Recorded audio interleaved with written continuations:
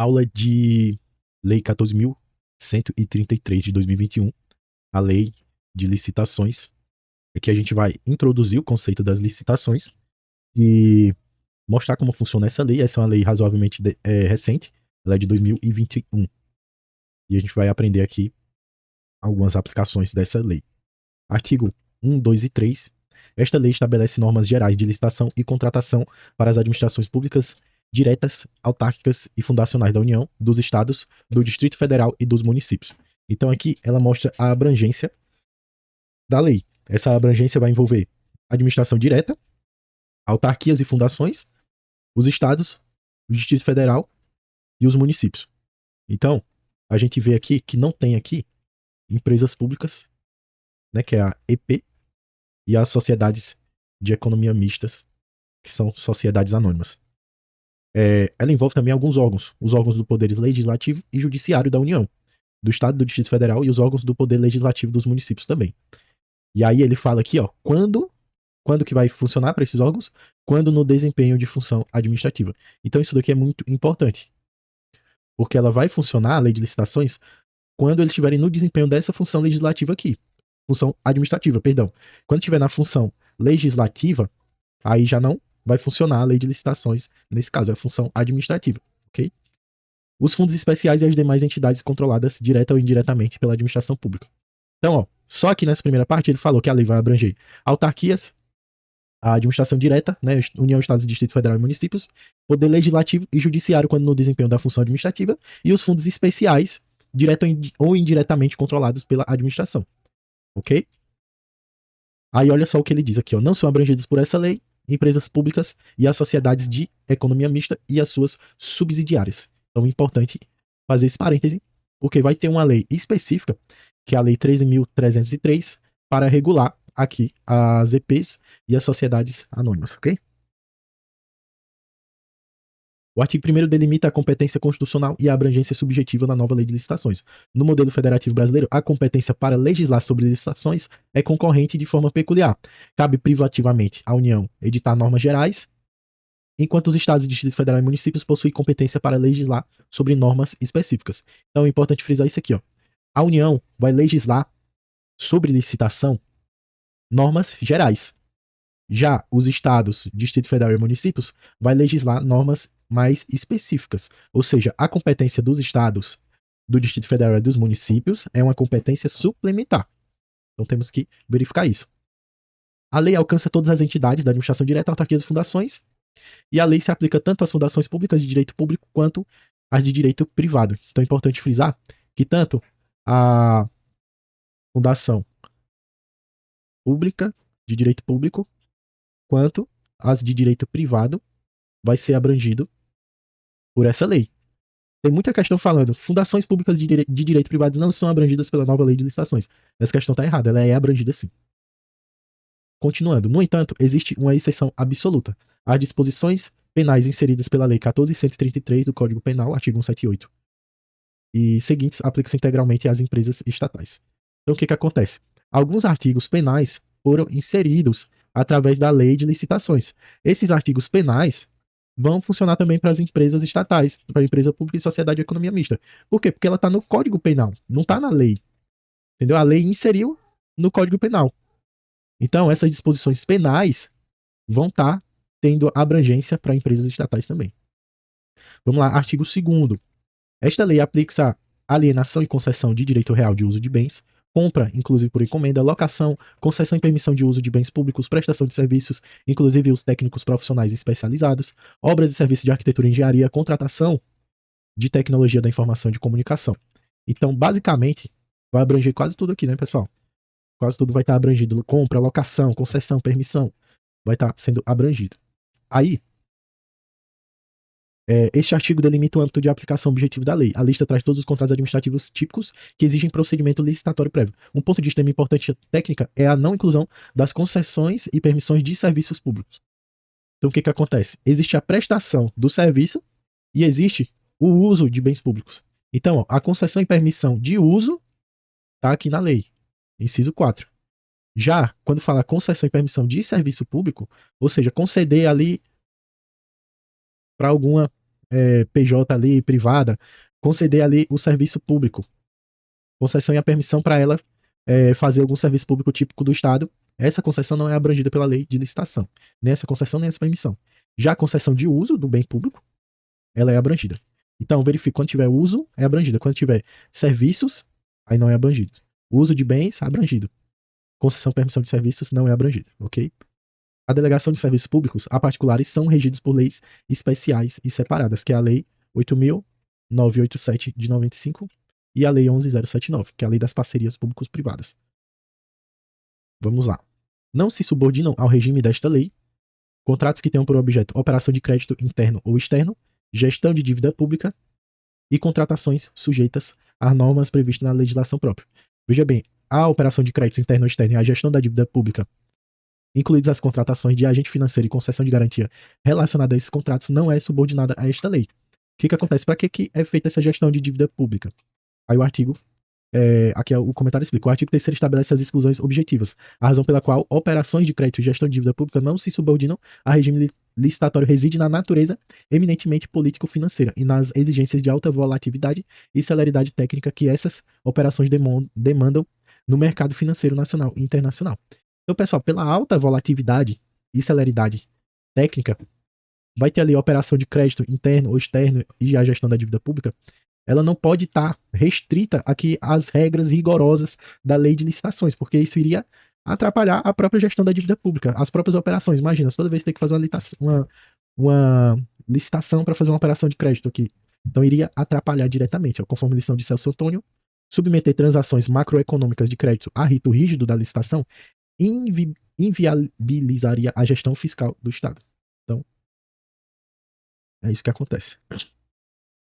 Aqui, ó, para printar, tabelinha, abrangência, administração direta, autarquias, fundações, tanto direito público como privado, fundos especiais, poder legislativo e judiciário na função administrativa, vai servir para alienação de bens, compras comuns por encomenda, locação, prestação de serviço, obra de engenharia, tecnologia da informação. Aí não se aplica em empresa pública e sociedade de economia mista, com exceção das normas penais. Operações de crédito interno e externo e gestão de dívida pública também não se aplica. E aplica-se de forma subsidiária às concessões e permissões de serviço público. Lembrando que concessão e permissão de uso de bens vai estar abrangida aqui pela lei, ok? Princípios fundamentais da licitação. Tem alguns princípios que já são bem manjados, que é o exemplo aqui do LIMP. Legalidade, impessoalidade, moralidade, publicidade e eficiência. Então, esses 5 aqui do artigo 5º, eles são bem conhecidos.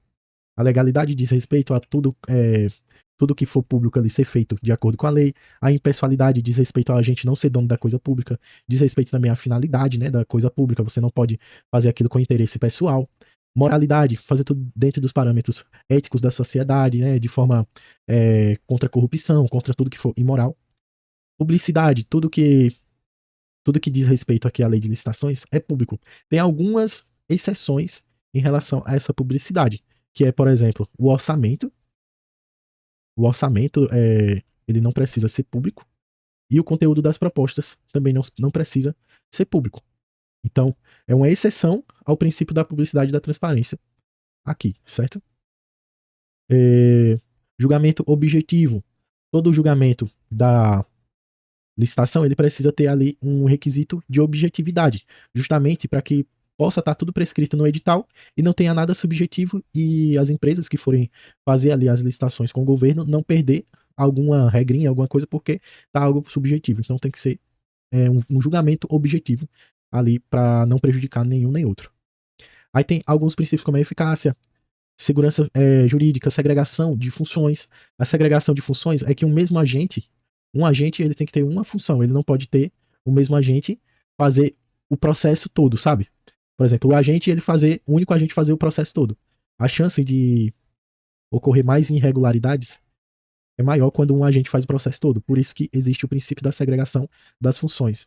Vinculação edital, segurança jurídica, razoabilidade, competitividade, proporcionalidade, celeridade, economicidade e desenvolvimento nacional sustentável. Então, muito importante frisar nesse desenvolvimento nacional sustentável, porque ele também vem como um objetivo.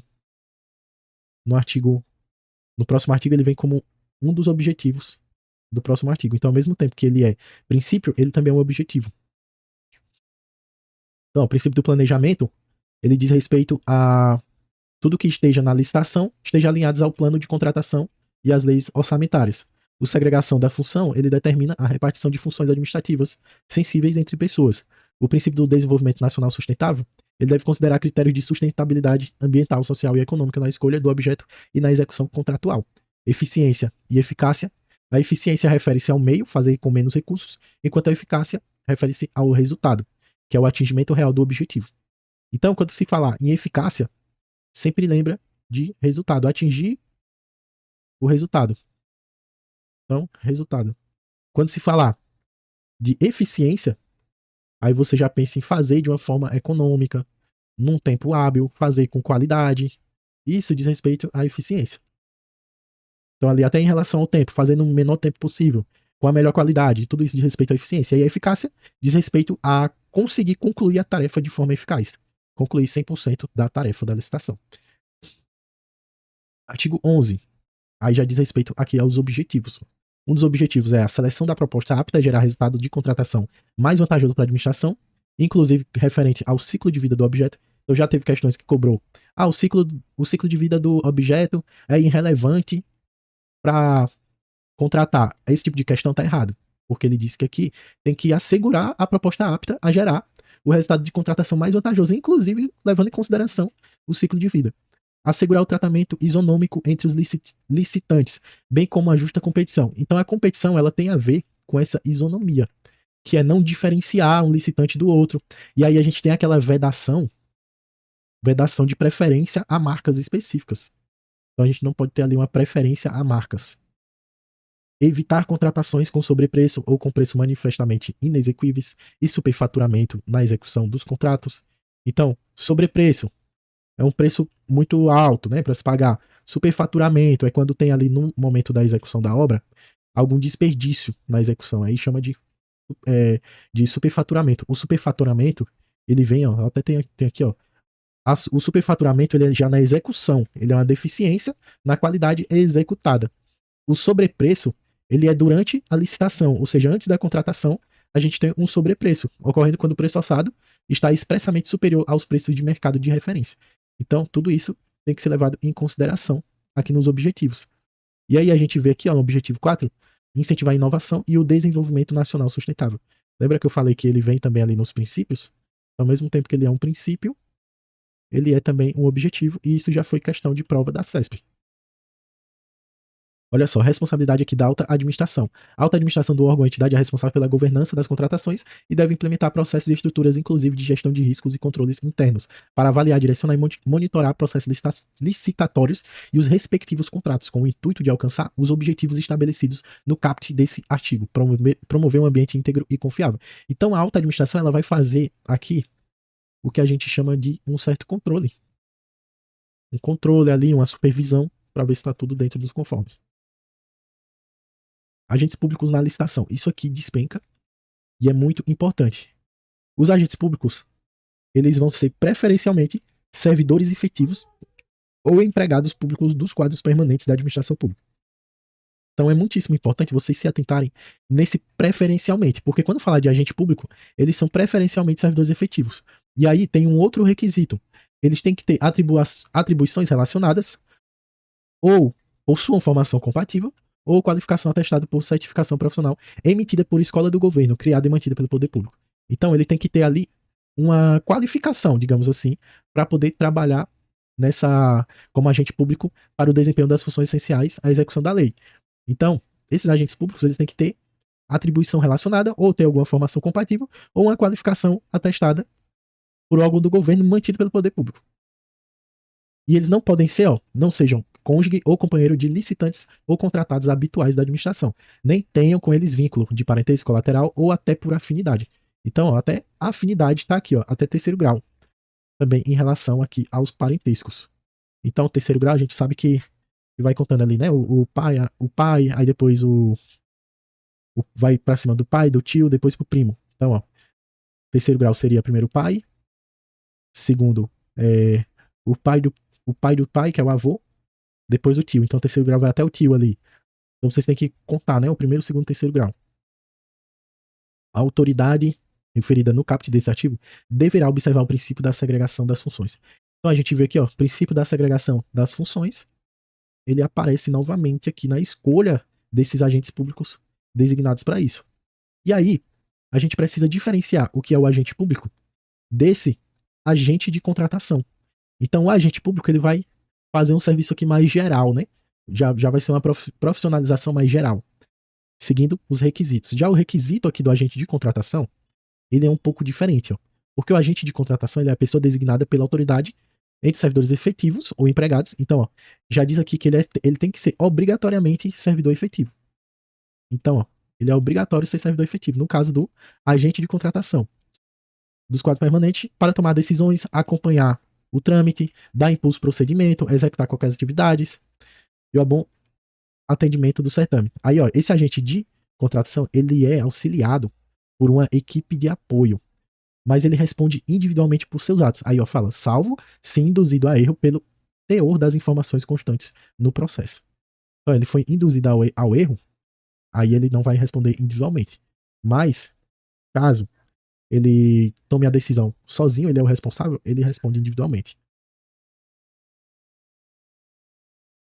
Em relação à licitação de bens e serviços especiais, aí eu até coloquei aqui que é a concorrência.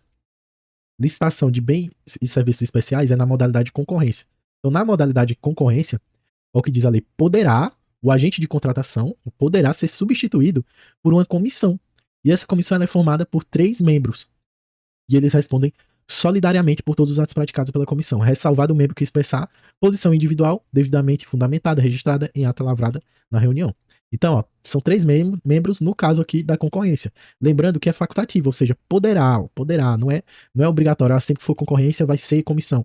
Não, poderá ser comissão de 3 membros que respondem solidariamente. Pessoal, esses 3 membros, eles não precisam necessariamente ser efetivos, ok? O que diz? Vai dizer a mesma coisa que dos agentes públicos, ó, que eles serão preferencialmente. Então, no caso da comissão, preferencialmente agentes públicos efetivos, empregados públicos dos quadros permanentes da administração pública. Nesse caso aqui, no caso do agente, quando ele é individual, é só ele mesmo. Outra coisa, o agente de contratação, ele é chamado de regra de condução monocrática. Por quê? Porque é só um, é mono. Então, a regra de condução monocrática é o agente de contratação. Ele é servidor efetivo permanente e quando o agente de contratação está ali na modalidade pregão, que a pregão é para compra de serviços comuns, né? Aí ele é chamado de pregoeiro, certo? Então, pregão, o agente de contratação vira pregoeiro. O agente de contratação responde individualmente pelos atos de sua lavra. Já a comissão de contratação, ela pode envolver ali bens e serviços especiais que demandam mais alta complexidade técnica e a responsabilidade é solidária. Então, ó, agente de contratação, vínculo com a administração obrigatória, comissão, vínculo preferencial, comissão, responsabilidade solidária, agente de contratação, responsabilidade individual, agente de contratação utilizado para bens e serviços comuns, obras comuns de engenharia e no pregão é chamado de pregoeiro. Já a comissão de contratação é opcional para bens e serviços especiais e ela é obrigatória no diálogo competitivo. Então, pessoal, outra informação muitíssimo importante. Quando é bens e serviços especiais, ela é facultativa, opcional. Quando é diálogo competitivo, ela é obrigatória, a comissão de contratação. Então, muito importante também frisar essa informação aqui, que vai ser 3 membros quando for diálogo competitivo. Diálogo competitivo geralmente vem ali quando é um serviço mais intelectual ali, né? Ou então é um serviço que precisa chegar numa diálogo competitivo, é um diálogo com as empresas e a administração, e a administração precisa chegar num fundamento melhor, e aí não consegue ter um edital objetivo para esse tipo de serviço mais complexo. Então, nisso, por ser mais complexo, mais intelectual, assim, algo mais difícil de se resolver, aí a administração conversa com a empresa, e aí as empresas vão chegar ali no resultado final, e a que tiver o resultado mais vantajoso vai ser a vencedora. Modalidade de licitação tem o pregão, concorrência, concurso, leilão e diálogo competitivo. A partir de agora, a escolha da modalidade decorre exclusivamente da natureza do objeto. Então, o que que acontece, pessoal? A natureza do objeto agora, na nova lei de licitações, é o que é a lei 14.133, é o que mais importa. Em relação ao artigo 29, a concorrência e o pregão seguem um rito procedimental comum, a que se refere ao artigo 17, adotando-se o pregão sempre que o objeto possuir padrões de desempenho e qualidade que possam ser objetivamente definidos pelo edital, por meio de especificações usuais de mercado. O pregão não se aplica às contratações de serviços de engenharia, exceto serviços de engenharia comuns, assim definidos no termo dos incisos. Então, pessoal, o pregão, ele vai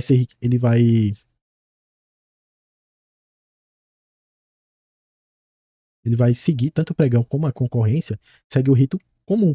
Então, o pregão ele vai ser definido sempre que o objeto possui um padrão de qualidade que possa ser definido objetivamente.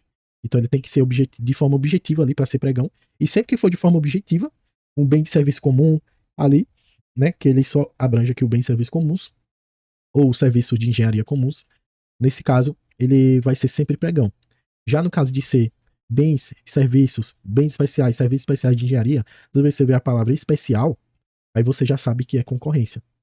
E aí vale ressaltar que a concorrência, como ela é especial, ela atende a esse critério aqui, ó, de bens e serviços especiais, para ser comissão de contratação. Então pode ser comissão de contratação. Tô focando muito nesse pode, por quê? Porque é opcional. E o diálogo competitivo, ele é obrigatório. Então foquem nisso que vai dar certo. Eu vou tirar uma leve pausa e volto já com a parte 2.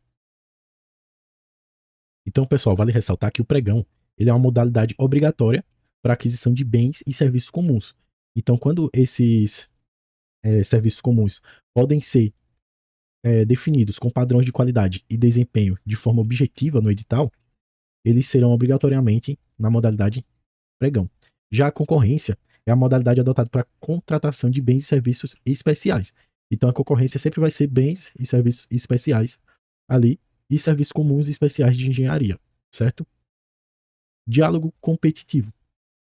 O diálogo competitivo é o diálogo, é a modalidade de licitação para a contratação de obras, serviços e compras em que a administração pública realiza diálogos com licitantes previamente selecionados mediante critérios objetivos, com o intuito de desenvolver uma ou mais alternativas capazes de atender às necessidades, devendo os licitantes apresentar a proposta final após o encerramento dos diálogos. O diálogo competitivo será conduzido por comissão de contratação, proposta por pelo menos 3 servidores efetivos ou empregados públicos pertencentes aos quadros permanentes da administração, admitida a contratação de profissionais para assessoramento técnico da comissão.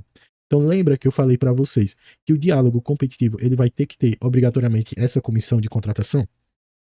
E além disso, o diálogo competitivo ele vai fazer aquele diálogo da administração com as empresas. E aí a empresa que apresentar, ó, e ele fala, ao final devem apresentar a proposta final. Então a empresa que apresentar aquela proposta mais congruente é a que vai ser escolhida. Lembrando que esse diálogo competitivo ele é para ser feito quando não se pode realizar aquela licitação convencional. Então tem que ser feita ó, em serviços e compras em que a administração pública realiza diálogo com licitantes previamente selecionados, com o intuito de desenvolver uma ou mais alternativa capaz de atender às suas necessidades.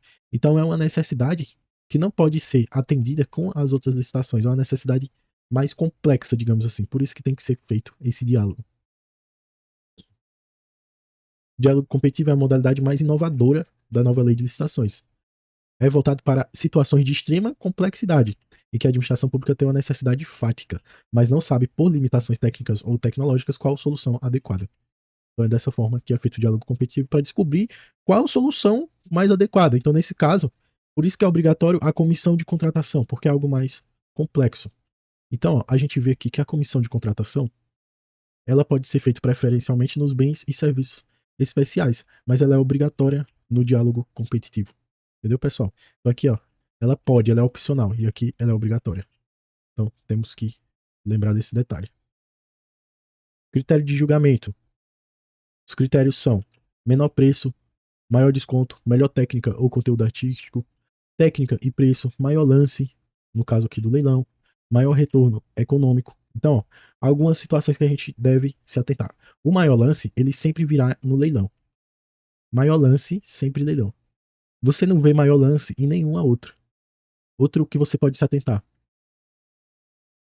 Outro que você pode se atentar. Concorrência. A concorrência, ela vai observar aqui, ó, todos os critérios, ó, menor preço, maior desconto, técnica e preço, melhor técnica barra artístico ou maior retorno econômico. Então, a concorrência vai verificar aqui todos, todos os critérios, menos maior lance, entendeu? Então, a diferença dela é essa. Concurso, melhor técnica ou conteúdo artístico. Por que é concurso aqui? Porque é algo que é definido de forma subjetiva, pessoal. Então,